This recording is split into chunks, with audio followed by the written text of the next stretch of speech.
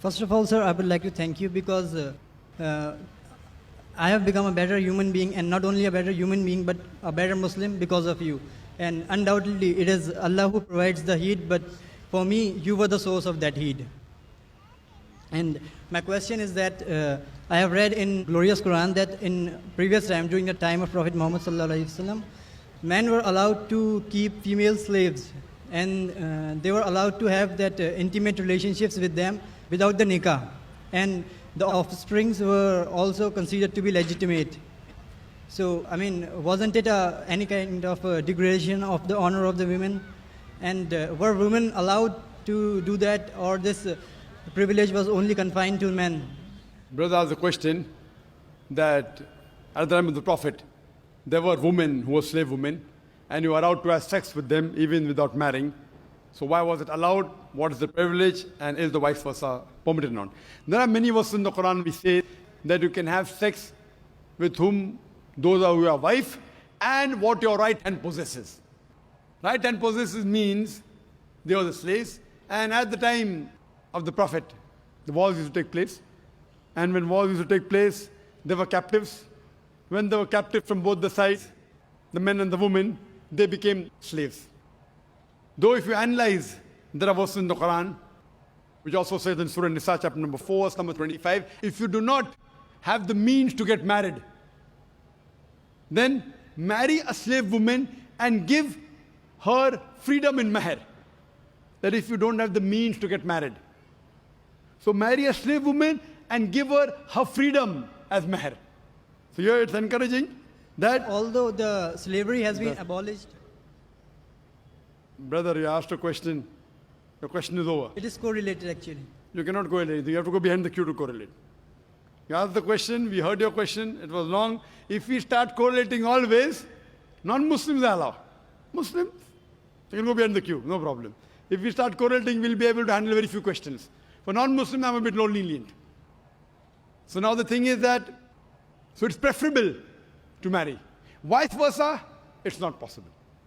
It is only for the female women slaves that the man can have sex. The Quran doesn't say the vice versa.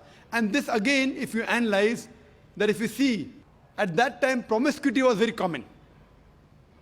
Promiscuity and having sex outside the bond very common. So Islam has brought it in stages. Like as alcohol was very common, the first verse of the Quran of Surah Baqarah chapter 2 verse number 219 says that in alcohol there is profit and loss. Loss is more than profit. The next verse was revealed in Surah Nisa chapter 4 verse 43 that do not pray with your mind befogged. Means when you're praying, don't have intoxicants. Finally the ban came in Surah Ma'idah chapter 5 verse number 90 that alcohol is banned. So here, first Almighty God, Allah subhanahu wa ta'ala prohibits any other sex. Only two people allowed. Your wives and that which your right hand possesses. Now in this age, we don't have, any wars. It may take place. People say that the Quran talks about slavery. Is it justified? I said, yes, why not? You know why? Because today we know that internationally slavery has been banned. But do you know what's happening in Guantanamo Bay? Due to the laws of UN resolution, how they treat the prisoners of war. If you compare that with the Islamic law is far superior to what's happening in Guantanamo Bay. And after a few days, we have a speaker coming by the name of James E. He's a Chinese. And he was put in Guantanamo Bay. He will give you a story, so do attend that talk. So if you see what is done in Guantanamo Bay, and the way the prisoners of war are ill-treated, they're imprisoned. In the Islamic law, the slave is free to move around. Imagine, prisoner of war, but free to move around. Great. Major thing, you're giving them a place to walk. They can go to the market, they cannot run away. But if they run, what are you going to do? You'll have to catch up with them. But imagine a prisoner of war is not chained.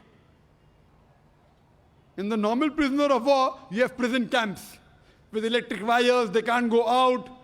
All sorts of nonsense goes there, All sorts of sexual abuse goes there. Do you know that? What nonsense goes? So, the Islamic law, even if I agree, how they treat the slave is far superior than the UN Charter. far superior than Guantanamo Bay. But in Islam, Islam disagrees with having sex outside the marital bonds. So just the restriction, it was permitted that time, what your right hand possesses. But preferable is, as it goes further, that give their freedom in mahr and have sex with them, that's preferable. Hope that answers the question. Thank you, sir.